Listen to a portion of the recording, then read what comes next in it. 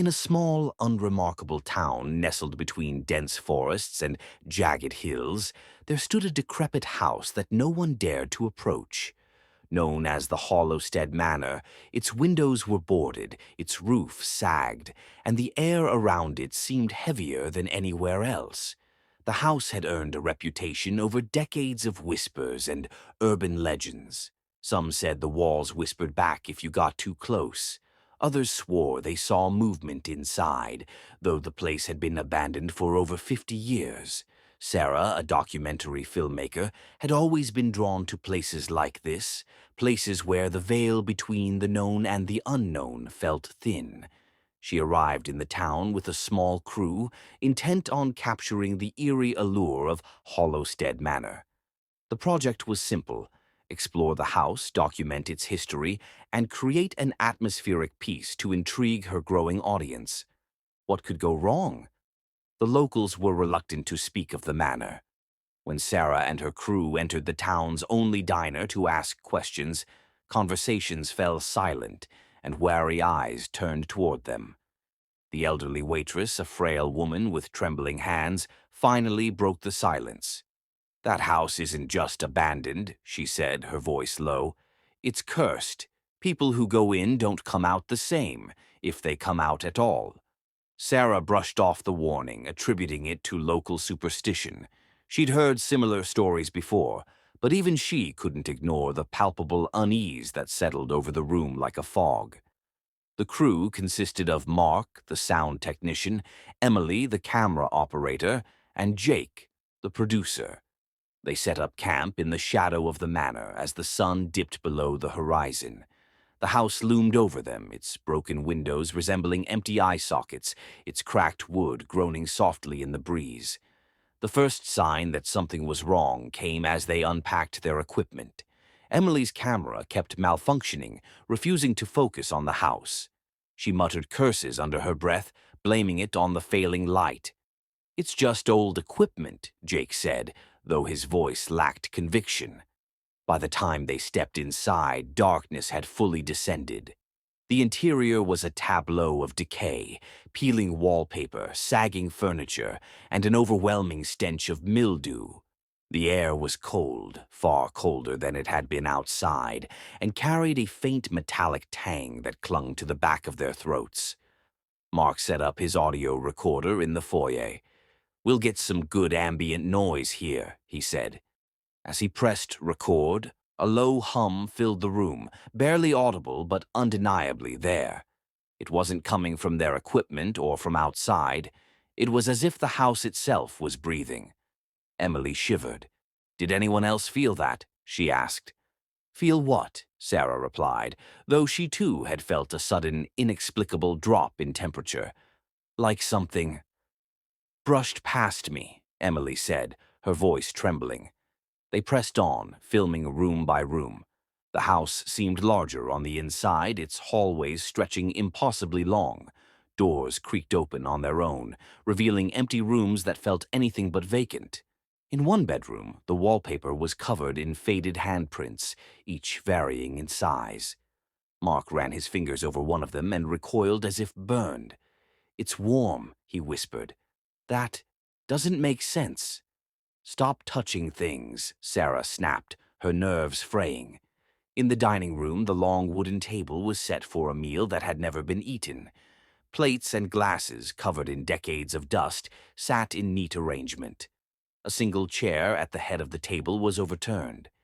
Jake righted it absent-mindedly, and the moment he did, the room seemed to exhale. The oppressive silence was broken by the faint sound of footsteps upstairs. They froze. Sarah motioned for Emily to point the camera toward the ceiling, but the device refused to turn on. "I just charged the battery," Emily said, panic rising in her voice. The footsteps grew louder, moving toward the staircase. They were deliberate, unhurried.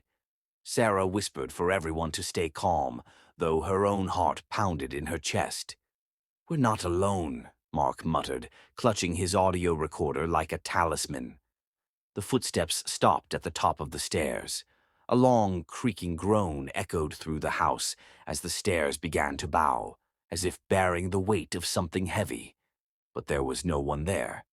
"Let's just get what we need and leave," Sarah said, her voice tight. They climbed the stairs cautiously, the old wood protesting beneath their feet. At the top, a long hallway stretched before them, lined with doors. Each door was slightly ajar, revealing slivers of darkness beyond. The hum from the foyer was louder here, vibrating through their bones. Mark pointed to the last door on the left. "Something's in there," he said, though he couldn't explain how he knew. As they approached, the door swung open with a deafening creak. The room beyond was empty except for a mirror propped against the far wall. Its surface was tarnished, but as they stepped closer, the glass seemed to clear, reflecting not just their faces, but something else. A figure stood behind them in the reflection, its features obscured by shadow. Emily screamed and spun around, but there was no one there. The mirror cracked, the fracture spreading like a spider's web, and the hum rose to a deafening roar.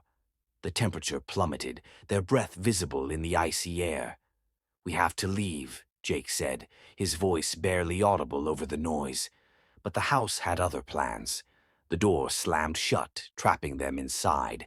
The walls seemed to close in, the ceiling pressing down as the room darkened. Whispers filled the air, unintelligible but insistent, a chorus of voices that seemed to come from everywhere and nowhere. Mark dropped his recorder, which clattered to the floor, its screen blinking wildly. A single phrase played over and over. "Get out! Get out! Get out!" Panic took hold. They banged on the door, screamed for help, but the house absorbed their cries. Sarah felt something brush against her arm and turned to see a handprint forming on her sleeve, as if an invisible force was pressing against her. She clawed at the door, her nails splintering as she tried to pry it open. Emily pointed her malfunctioning camera at the mirror, desperate to capture whatever was happening. The reflection showed not just the room, but dozens of faces pressed against the glass, their mouths open in silent screams. One by one, they began to turn toward her, their eyes locking onto hers. The mirror shattered, shards flying across the room. One sliced across Jake's cheek, leaving a thin line of blood that dripped onto the floor. The whispers grew louder, forming words that none of them wanted to understand. "It's not letting us leave," Mark said, his voice breaking. "We have to find another way out." They stumbled back into the hallway, which now seemed unrecognizable. The doors had disappeared, replaced by walls that pulsed as if alive. The floorboards beneath them shifted, some splintering away to reveal nothing but darkness below. Sarah led the way, her flashlight flickering.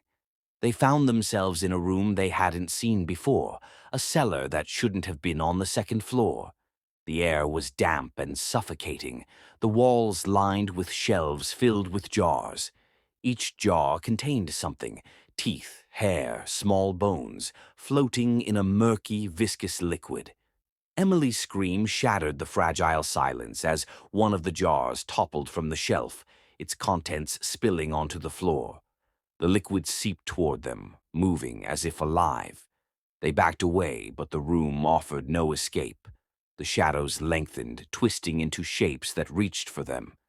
"It's a trap," Jake said, his voice barely above a whisper. "This whole house, it's alive."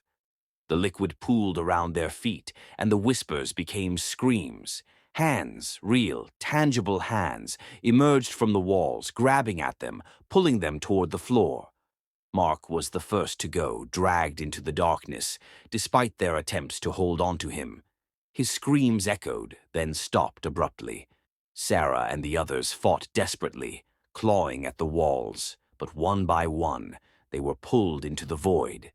The last thing Sarah saw before she was consumed was the mirror, whole again and reflecting her terror-stricken face. Behind her, the shadowy figure smiled.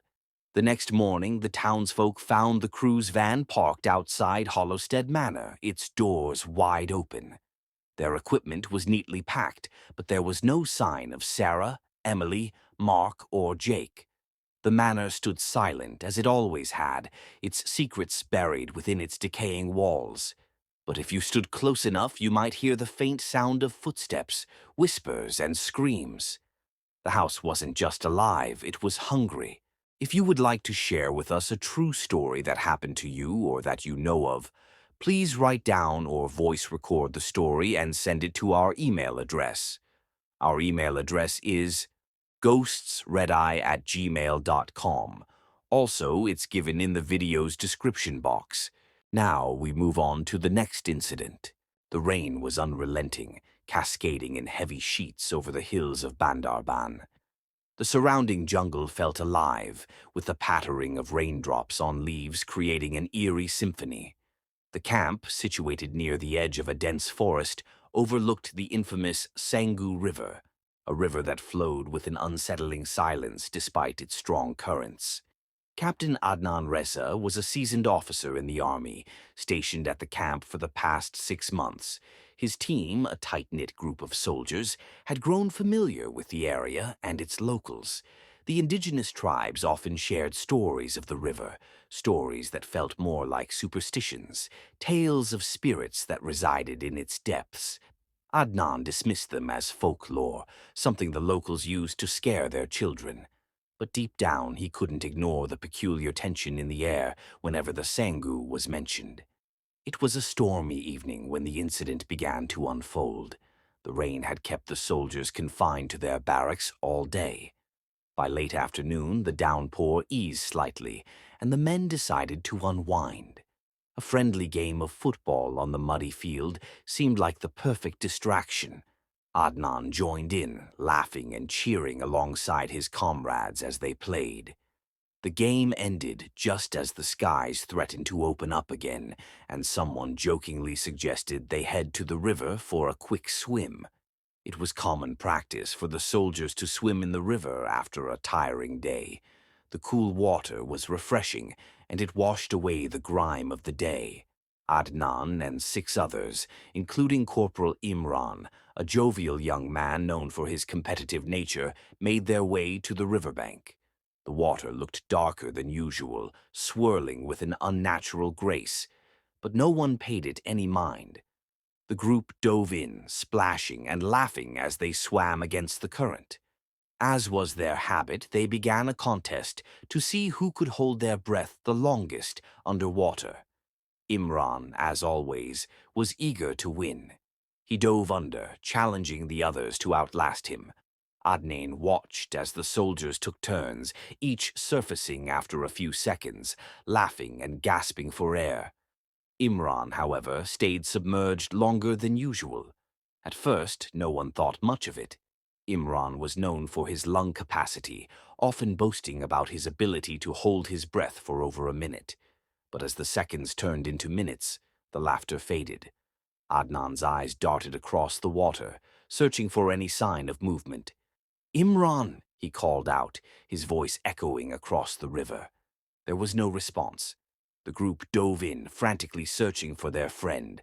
The water was murky, visibility almost zero. Adnan felt his heart pounding as he surfaced, gasping for air. "Spread out! He must be stuck somewhere," he ordered, his voice strained with panic. The soldiers combed the area, diving repeatedly despite the treacherous current. But Imran was nowhere to be found. Hours passed and the sun dipped below the horizon, leaving the river cloaked in darkness.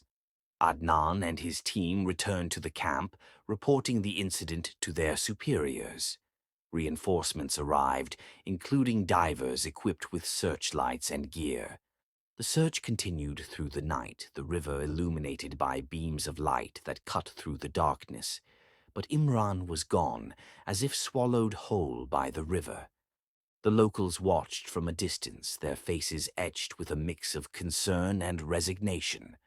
An elder from the nearby Chakma tribe approached Adnan cautiously. "He won't be found until the river lets him go," the man said in a low, trembling voice. Adnan frowned, unsure how to respond. "What do you mean?" he asked. The elder hesitated, glancing at the river before speaking. "The Sangu has a spirit, a jealous, vengeful entity. It takes those it desires, especially those who are special, unique. the only sons of their parents or those blessed with something extraordinary. It's been this way for generations. We always warn our people to stay away, but the river chooses who it wants. Adnan dismissed the story as superstition, though it lingered in his mind like a shadow. The search continued for 3 days, with no sign of Imran. On the morning of the fourth day, a chilling discovery was made. A fisherman spotted something near the riverbank, tangled in a cluster of reeds. It was Imran's body. Adnan and his team rushed to the scene. Imran's lifeless form lay sprawled on the muddy bank, his eyes wide open, staring blankly at the sky. His face was pale, his lips tinged with blue, but what struck everyone was the condition of his body. Despite being submerged for 3 days, there was no bloating or signs of decomposition. It was as if he had died mere minutes ago. The medical team examined the body and found something even more bizarre. Imran's lungs were completely dry, with no trace of water. His death was ruled asphyxiation, but the circumstances made no sense. Adnan couldn't shake the feeling that there was something unnatural at play. As the days passed, strange occurrences began to plague the camp. Soldiers reported hearing whispers near the river at night, soft, beckoning voices that seemed to call their names. Shadows moved in the periphery of their vision, always vanishing when they turned to look. Equipment malfunctioned inexplicably, and a sense of unease hung over everyone. Adnan, too, was not spared. He often dreamt of Imran, standing by the river, his expression blank and his eyes accusing. In the dreams, Imran would raise his hand, pointing to the water, as if demanding Adnan to follow him. The dreams grew more vivid, more insistent, until Adnan found himself avoiding sleep altogether. One night, unable to bear the tension, Adnan decided to confront his fears. Armed with a flashlight, he made his way to the riverbank alone. The air was thick with humidity, and the sound of the flowing water seemed louder than usual, almost deafening. He stood at the edge, staring into the inky blackness. "Imran," he called out softly, his voice barely audible over the current. There was no response, but he felt a chill run down his spine. The air grew colder, and the whispers began. Faint at first, they grew louder, more distinct. They weren't coming from the jungle or the camp, they were coming from the river. Adnan stepped closer, his flashlight trembling in his hand. The beam cut across the water, revealing nothing but ripples. And then, just as he was about to turn back, he saw it. A figure standing waist-deep in the river, its back turned to him. The silhouette was unmistakably human, but there was something off about it, something that made Adnan's blood run cold. "Imran?" he whispered, though he already knew the answer. The figure turned slowly, its movements unnaturally fluid. Adnan's breath caught in his throat as he saw the face. It was Imran, but his features were twisted, his eyes glowing with an unnatural light. His lips parted, and he spoke in a voice that was both familiar and alien. "You left me," the figure said, its tone devoid of emotion. "You didn't save me."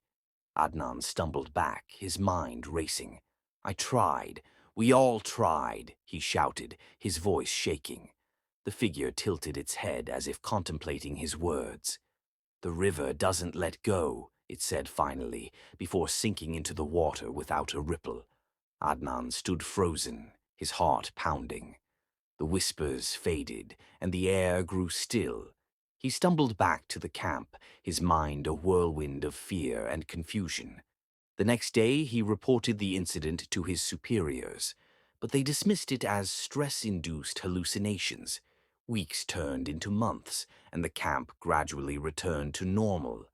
But Adnan could never shake the feeling that the river was watching, waiting. He warned his men to stay away, to respect the water and its secrets. And though he tried to move on, the memories lingered. Years later, long after Adnan had been transferred to another post, he heard of another incident at the Sangu River. Another young soldier, the only son of his parents, had disappeared under similar circumstances. The river had claimed another soul, continuing its haunting legacy. The locals still tell stories of the Sangu, of its whispers and its jealousy. They warn travelers to tread carefully, to avoid tempting fate. For those who dismiss the warnings, the river waits, silent, patient, and ever hungry. Now we move on to the next incident. The night was darker than it had any right to be. The clouds had swallowed the moon, and the forest seemed to hold its breath. Miles from the nearest town, the cabin stood alone, a solitary structure surrounded by towering pines and a suffocating silence.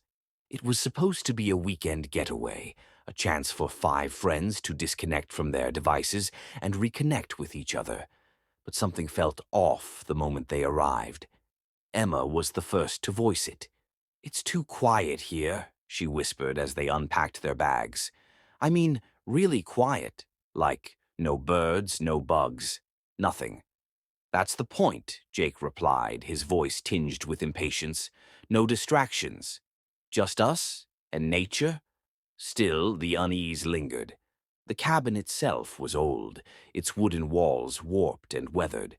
The air inside smelled of mildew and something faintly metallic. A deer head mounted above the fireplace stared down at them with glassy eyes, its antlers casting twisted shadows on the walls. No one commented on it, but everyone felt its gaze. By the time they settled in, the sun had dipped below the horizon, plunging the forest into an inky blackness.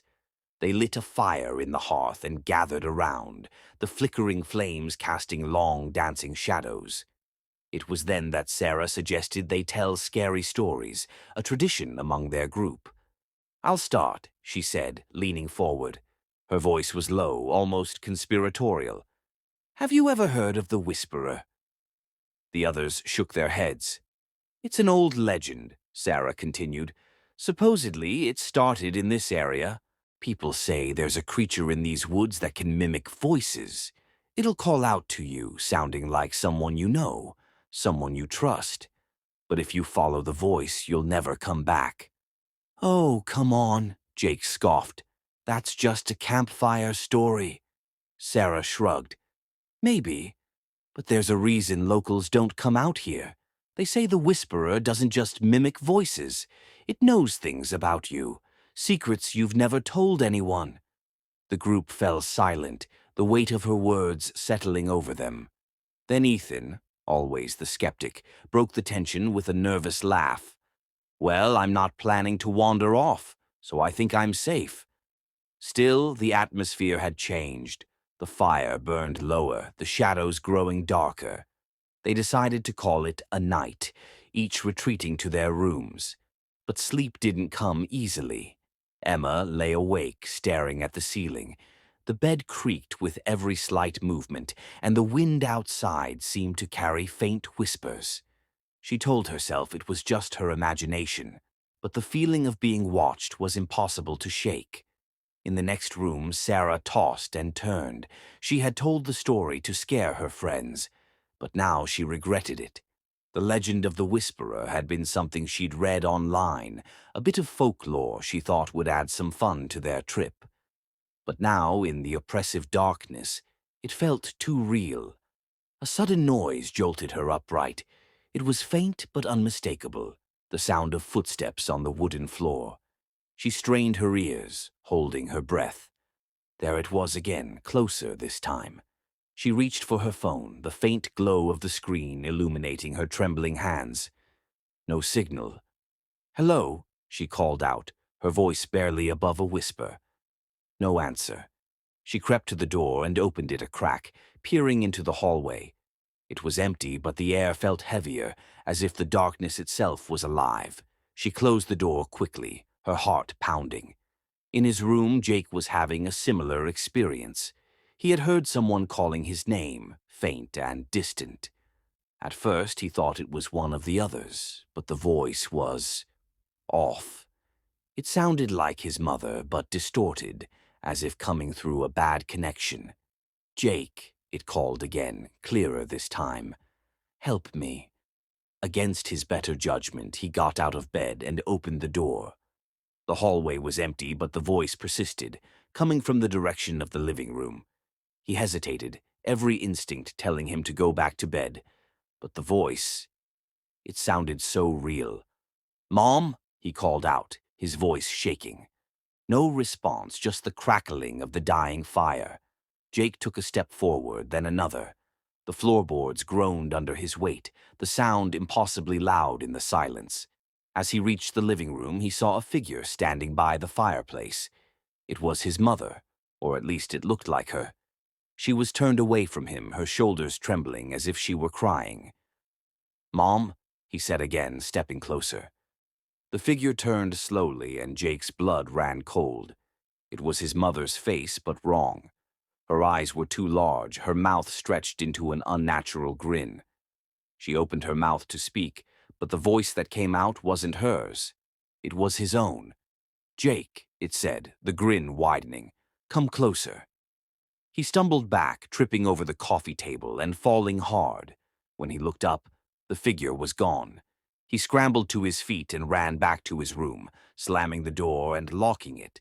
His heart was racing, his mind struggling to make sense of what he'd seen. Meanwhile, Emma was experiencing her own nightmare. She had heard a knock at her window, soft at first, but growing more insistent. She tried to ignore it, telling herself it was just a branch in the wind. But then she heard a voice. "Emma, let me in." It was Sarah's voice, clear and desperate. "Please, Emma, I'm scared." Emma froze. Sarah's room was on the other side of the cabin. There was no way she could be outside the window. Summoning her courage, Emma approached the window and pulled back the curtain. Nothing, just darkness. She let out a shaky breath, but the relief was short-lived. The voice came again, closer this time. "Emma, open the window." She backed away, her hands trembling. "Go away," she shouted. The voice stopped, but the silence that followed was even more terrifying. She sat on the edge of the bed, clutching a pillow to her chest, and waited for dawn. Morning brought no comfort. The group gathered in the living room, their faces pale and drawn.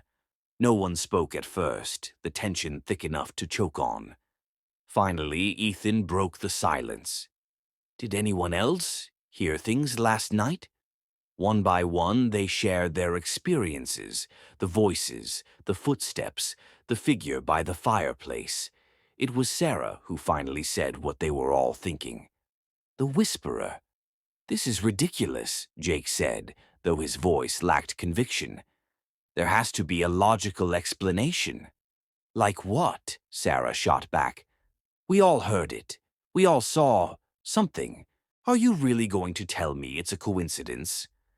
They argued for hours, but no one had any answers. By midday, they decided to leave. Whatever was happening, none of them wanted to stay another night.